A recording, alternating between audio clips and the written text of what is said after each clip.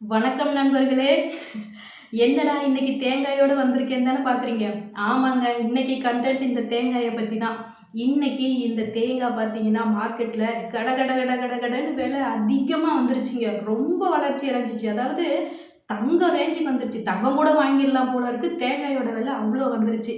இன்னும் ரொம்ப அதிகமாயிடுச்சு. இதை பார்த்தா நமக்கு வடிவேல் சார் இருக்கார்ல, அவருடைய ஒரு காமெடி தான் ஞாபகத்துக்கு வருது. ஆமாங்க.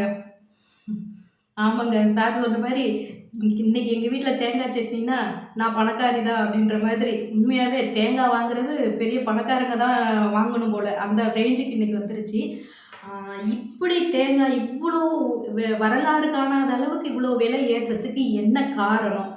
ஒரு தேங்காயோடைய விலை இன்னைக்கு மார்க்கெட்ல எவ்வளவு? தேங்காய் எங்கிருந்து விளையுது? இத மாதிரியான விவரங்கள தான் இந்த வீடியோல பார்க்க போறோம். அதுக்கு முன்னாடி நம்ம சேனல நீங்க ஃபர்ஸ்ட் டைம் பார்க்குறீங்கன்னா, போய் நம்ம சேனலை சப்ஸ்கிரைப் பண்ணிக்கோங்க. வாங்க வீடியோக்குள்ளே போகலாம். ஒன்றும் இல்லைங்க, நான் இப்போ சமீபத்தில் என்னோட வகுப்பு எடுத்துகிட்டு இருக்கும்போது தென்னை மரத்தை பற்றி ஒரு பாடம் வந்தது. அது ஒரு எடுத்துக்காட்டாக சொன்னோம். அப்போ அந்த குழந்தைங்க கிட்ட கேட்டேன், டேய் பசங்களா, தேங்காய் எந்த மரத்துலடா காய்க்குது அப்படின்னு. அதுக்கு ஒருத்தன் சொன்னா, கொஞ்சம் கூட யோசிக்கலைங்க. கேட்ட அடுத்த செகண்ட் அவன் சொன்னான், தேங்காய் தேங்காய் மரத்துல தான் கிடைக்குது, மாங்காய் மாங்காய் மரத்துல கிடைக்கிற மாதிரி தேங்காய் தேங்காய் மரத்துல கிடைக்குது, இது கூட தெரியாதா மேம் உங்களுக்கு அப்படின்னா. ஆஹா, சரியா போச்சு போட அப்படின்னு சொல்லிட்டு அந்த பையன் வேற என்ன வேற அதுல கேள்வி கேட்டா.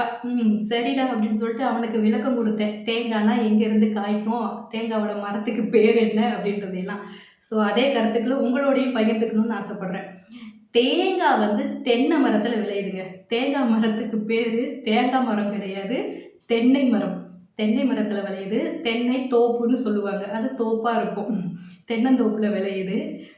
இப்ப தேங்காய் பார்த்தீங்கன்னா, நம்மளுடைய தென்னிந்தியாவுல தேங்காய் வந்து ரொம்ப முக்கிய பங்கு வகிக்குது.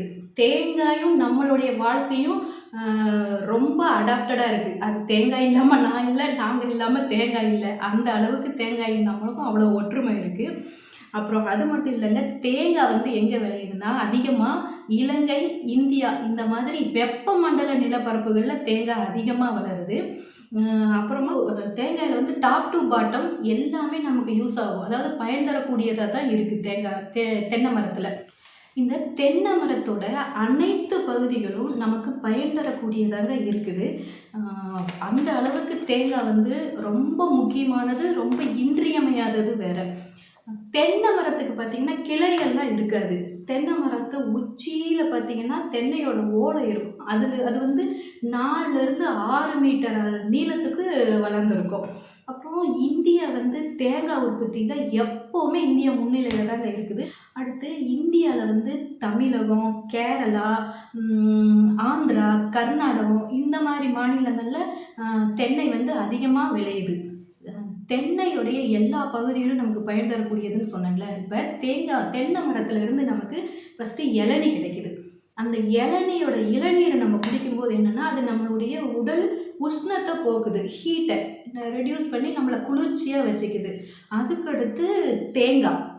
தேங்காய் வந்து நம்ம சமையல்கள்ல நெறைய பயன்படுத்துறோம். தேங்காய் இல்லாத சமையலே கிடையாது. அதாவது சமையல்ல எது இருக்குதோ இல்லையோ, ஆனா தேங்காய் இல்லாம சமையல் கிடையவே கிடையாது. தேங்காய் சட்னி, சைடிஷ்ஷுக்கு தேங்காய், குழம்புல தேங்காய் அரைச்சு ஊத்துருவோம். காய் செஞ்சு அதில தேங்காய் போட்டு சாப்பிடுறது. இந்த மாதிரி தேங்காய் நெறைய வகையில பயன்படுது. அது மட்டும் இல்லங்க, தேங்காயில நெறைய இனிப்புகளும் செய்றாங்க. அதாவது தேங்காய் பர்ஃபி, தேங்காய் மிட்டாய் இந்த மாதிரி தேங்காய்ல இன்னும் நெறைய வகையான இனிப்புகள் செய்றாங்க. இது மட்டும் இல்ல, தேங்காய அரைச்சு எடுத்த பால், தேங்காய் பால் இது 2யுமே வெறும் வயித்துல காலையில எழுந்திருச்சு வெறும் வயித்துல குடிச்சோம்னா, நம்ம உடம்புல இருக்கிற வயித்துல இருக்கிற புண்ணையெல்லாம் அது ஆற்றும். அதாவது அல்சர் இது மாதிரி விஷயங்களால ஏற்பட்டிருக்கிற புண்ணையெல்லாம் அது சரி பண்ணும். அதனால தேங்காய் வந்து மருத்துவ குணமும் நிறைஞ்சதா இருக்கு. அதுக்கடுத்து அந்த தேங்காய காய வச்சு கொப்பரை தேங்காயா மாத்தி, அதுல இருந்து தேங்காய் எண்ணெய், அப்புறம் பாம் ஆயில் இதெல்லாம் எடுக்குறாங்க. பாம் ஆயில சமையலுக்கு அந்த மாதிரி சில விஷயங்களுக்கு பயன்படுத்துறாங்க. தேங்காய் எண்ணெய் வந்து நம்மளுடைய எல்லா யூசேஜுக்கும், சமையலுக்கும் பயன்படுது, நம்ம உடம்புக்கும் பயன்படுது, மருத்துவ குணமாகவும் இருக்குது. தேங்காய் எண்ணெய் இல்லாமல் நம்ம வீட்டில் இருக்கவே இருக்காதுங்க. எங்கள் வீட்டுங்கள்லாம் பார்த்தீங்கன்னா, ஏதாவது ஒரு அடிபட்டுச்சுன்னா உடனே மருந்து போடு அப்படிலாம் சொல்லவே மாட்டாங்க. எங்கள் பாட்டி, எங்கள் அம்மாவெலாம் என்ன சொல்லுவாங்க, கொஞ்சோண்டு தேங்காய் எண்ணெய் தொட்டு வை சரியாக போயிடும். இப்படி தாங்க சொல்லுவாங்க. அந்த அளவுக்கு தேங்காய் இருக்கும். இதில் எங்கள் அம்மாச்சி இருக்காங்க. எங்கள் அம்மாச்சி பார்த்தீங்கன்னா கிட்டத்தட்ட 20 பேர பிள்ளைங்கள எடுத்துட்டாங்க. இந்த பேரங்க, கொள்ளு பேரங்கள வரைக்கும் பார்த்துட்டாங்க. இந்த அம்மாச்சி என்ன பண்ணுவாங்க, அவங்களுடைய வேலையே குழந்தை பிறந்ததும் முதல்ல என்ன பண்ணுவாங்க, அந்த குழந்தைய அந்த சில நாட்களில் காலையில் எழுந்திரிச்சதும் உடம்பு ஃபுல்லாக தேங்காய் எண்ணெய் தேய்ச்சிடுவாங்க. தேய்ச்சிட்டு கொண்டு போய் அந்த அதிகால சூரியன் இருக்குல்ல, அந்த சூரிய வெப்பத்தில் வச்சுடுவாங்க. அந்த சூரிய ஒளி மேலே பட்டு நம்ம உடம்பு ஸ்கின்னும் நல்லா ஆரோக்கியமாக இருக்கும், உடம்புலையும் நோய் எதிர்ப்பு சக்தி அதிகமாக கிடைக்கும் அப்படின்ட்டு. வீட்டுக்கு ஒரு அம்மாச்சி இருப்பாங்க. அந்த அம்மாச்சிகளோட வேலையே இதுதாங்க. அந்த அளவுக்கு நமக்கு தேங்காய் எண்ணெய் நம்ம வாழ்க்கையில இன்றியமையாததாக இருக்குது. அடுத்தது தென்னையோட தெளுவில் இருந்து நமக்கு கல் கிடைக்குது. அதுக்கப்புறம் கருப்பட்டி செய்கிறோம். கருப்பட்டி நம்ம உடம்புக்கு ரொம்ப யூஸ் பண்ணுறோம். அதுவும் ரொம்ப ஆரோக்கியமானது. அடுத்தது தேங்காய் கூடுனா சிரட்டை. தேங்காயோட சிரட்டை இருக்குல்ல, அந்த சிரட்டையை வச்சு நிறைய கலைப்பொருட்கள் பண்ணுறாங்க. அப்புறமா குட்டி குட்டி மரக்கன்றுகள்லாம் அதில் நட்டு வைப்பாங்க. நாங்கள்லாம் எங்களை மாதிரி லேடிஸ்லாம் வீட்டில் பார்த்தீங்கன்னா தேங்காய் சாம்பிராணி பொடி காட்டுவோம்ல, அந்த சாம்பிராணி தூபம் காட்டுறதுக்கு இந்த தேங்காய் சிரட்டையை கங்காக பயன்படுத்துகிறோம். அதுக்கடுத்து தேங்காய் நார். இந்த நாரை பாத்திரம் தேய்க்கிறதுக்கு பயன்படுத்துவாங்க. அது மட்டும் இல்லை, இந்த நாரை நல்லா திரித்து அதில் இருந்து கொச்சை கயிறுன்னு ஒரு கயிறு இருக்குது. அந்த கொச்சை கயிறை தயாரிக்கிறதுக்கு இந்த தேங்காய் நார் பயன்படுது.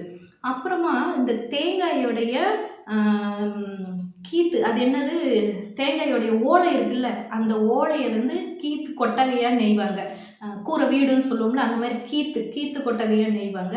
அப்புறம் அதில் இருக்கிற அந்த ஈக்கி குச்சிகள், அந்த குச்சிங்களையெல்லாம் சேர்த்து வீடு பெருக்கிற விளக்கமாறாக பயன்படுத்துகிறாங்க. அது இந்த மாதிரி தேங்காய் நமக்கு பல விதத்தில் பயன்படுத்துங்க. அடுத்தது தேங்காயில் பல ரகம் இருக்குது. அதில் சிலது நெட்டை, குட்டை அப்படின்னு 2 இருக்குது. இந்த 2ஐயும் சேர்த்து இருக்கிறது வீரிய ஒட்டு அப்படின்றது ஒரு ரகம் இருக்குது. இந்த நெட்டை மரம் இருக்குல்ல, அந்த நெட்டை மரத்தில் பார்த்தீங்கன்னா மரம் 60 அடி நீளம் வரைக்கும் வளரக்கூடியது. இந்த குட்டை மரங்கிறது 30 அடி வரைக்கும் வளரும். ஆனால் அதோடைய ஆண்டு காலம் 30லேருந்து 40 ஆண்டுகள் வரைக்கும் இருக்கும். இந்த வீரிய ஒட்டு அப்படிங்கிறது பார்த்திங்கன்னா ரொம்ப சீக்கிரமே மகசூல் கொடுத்துரும். அதனால நிறைய இடத்துங்களில் இந்த வீரிய ஒட்டை பயன்படுத்துகிறாங்க. அதுக்கடுத்து இவ்வளோ சிறப்பு வாய்ந்த இந்த தேங்காயோட விலை இவ்வளோ அதிகமானதுக்கு என்ன காரணம்? இதுக்கு முன்னாடி பார்த்திங்கன்னா தேங்காயோட நான் காமிச்சேன்ல, இந்த தேங்காயோட விலை பார்த்திங்கன்னா 20லேருந்து 22 ரூபா வரைக்கும் தான் இருக்கும். அதுவே அதிகம்தான். 20 ரூபா வரைக்கும் தான் எல்லா இடத்துலையும் இருக்கும். கொஞ்சம் சின்ன தேங்காய்னா 18 அந்த மாதிரி, 3 தேங்காய் 50 அப்படிலாம் கூட இருந்திருக்கு. இப்போ பார்த்தீங்கன்னா இந்த தேங்காயோட விலை, இது நான் இப்போ 2 நாளைக்கு முன்னாடி வாங்கினேன். இந்த தேங்காயோட விலை பார்த்தீங்கன்னா 50 ரூபா சொன்னாங்க. இதோட பக்கத்தில் இன்னும் சில தேங்காய் இருந்துச்சு, அது 60ன்னாங்க. சில இடத்துங்களில் என்ன சொல்கிறாங்க, 70 ரூபா வரைக்கும் இருக்குது அப்படிங்கிறாங்க. இந்த தேங்காயை நானும் எங்கள் வீட்டுக்காரரும் அவர் அண்ணாச்சி எப்படியாவது கம்மி பண்ணி கொடுங்க அப்படின்னு சொல்லி காலை விழுகாத குறையாக கெஞ்சி கிளறி கடைசியில் 3 தேங்காய் வாங்கினோம். 48 ரூபான்னு போட்டு கொடுத்தாரு. இந்த தேங்காயோட விலை 48 ரூபா. ஒரு தேங்காய் வாங்கினா 2 நாளைக்கு தான் வரும். 2 நாளைக்கு மேலே நம்மளால் யூஸ் பண்ண முடியாது. 2 நாளைக்கு 48 ரூபா கொடுத்து வாங்குகிறோம். இந்த அளவுக்கு தேங்காய் விலை அதிகமானதுக்கு என்ன காரணம் அப்படின்னா, என்ன சொல்கிறாங்கன்னா, கடந்த கோடை காலத்தில் வந்த வெப்பத்தான் காரணம். அதனால தான் தேங்காய் வரத்து ரொம்ப குறைஞ்சி போச்சு அப்படின்ட்டு ஒரு காரணம் சொல்கிறாங்க. அடுத்தது இன்னொரு காரணமாக என்ன சொல்கிறாங்க அப்படின்னா, இந்த ஆயில் நிறுவனர்களை எண்ணெய் மில்லுலாம் வச்சுருக்காங்கல்ல, அவங்க என்ன பண்ணியிருக்கிறாங்க, நிறைய தேங்காயை கொஞ்சம் அரசாங்கம் கொடுக்குற விலையை விட கொஞ்சம் அதிகமான விலை கொடுத்து எல்லாத்தையும் வாங்கி பதுக்கி வச்சுருக்காங்க. அதனாலே இந்த விலையேற்றத்து காரணம் அப்படின்னு சொல்லிட்டு நம்ம விவசாயிகள் சொல்கிறாங்க. இதை பற்றி நம்ம வேளாண் துறை செயலாளர் அபூர்வா அவங்கக்கிட்ட நம்ம பிபிசி தமிழ் போய் கொஸ்டின் கேட்டாங்க. அதுக்கு அவங்க என்ன சொல்லியிருக்காங்க, அந்த மாதிரி எந்த ஒரு புகாரும் எங்களுக்கு வரலை. அப்படி ஒரு புகார் லீகலாக வருது அப்படின்னா கண்டிப்பாக நாங்கள் அதுக்கடுத்து ஆய்வு நடத்துகிறோம் அப்படின்னு சொல்லியிருக்காங்க. ஆனால் அரசாங்கம் இதுக்கு ஒரு முயற்சி எடுக்கும் இந்த விலை ஏற்றத்தை தடுக்கிறதுக்கு அப்படின்னு சொல்லி நம்மக்கிட்ட சொல்லியிருக்காங்க. ஸோ நம்ம என்ன நினைக்கிறோம், பார்ப்போம். கொஞ்ச நாள் பொறுத்திருந்து பார்ப்போம். அரசாங்கம் தமிழக அரசு இதுக்கு ஏதாவது ஒரு நடவடிக்கை எடுக்குமா? இந்த தேங்காய் விலைய குறையறதுக்கு அப்படின்றத நம்ம வெயிட் பண்ணி பார்ப்போம். என்ன நடக்குதுன்னு. உங்களுக்கு நீங்க தெரிஞ்சத நீங்களும் சொல்லுங்க. நம்ம தமிழக அரசு இதுக்கு செவி சாய்க்குதா அப்படின்னு பார்ப்போம். சரிங்க. இவ்ளோ பேசிட்டோம் இந்த தேங்காய பத்தி. இந்த தேங்காயோட விலை ஏற்றம் நம்ம மாரி மக்களுக்கு ரொம்ப ஒரு அசௌகரியமான சூழ்நிலைய உருவாக்குது. இதனால நம்மளுடைய பொருளாதாரமும் நெறைய விஷயத்துல நமக்கு அடிபடுது. அதனால இந்த விலை குறைவ நம்ம எதிர்பார்த்துக்கிட்டு இருக்கிறோம். இப்ப நீங்க சொல்லுங்க. நான் வந்து இந்த தேங்காய ரூ. 48 குடுத்து வாங்கியிருக்கிறேன். நீங்க ஒரு தேங்காய் என்ன விலை குடுத்து வாங்குனீங்க? உங்க ஏரியால இன்னைக்கு தேங்காயோட விலை எந்த அளவுக்கு இருக்கு? அப்படிங்கிறத கமெண்ட் பாக்ஸ்ல சொல்லுங்க. இந்த தகவல் உங்களுக்கு பயனுள்ளதாகவோ, இல்ல பிடிச்சதாகவோ இருந்ததுன்னா லைக் பண்ணுங்க, ஷேர் பண்ணுங்க. நன்றி மக்களே!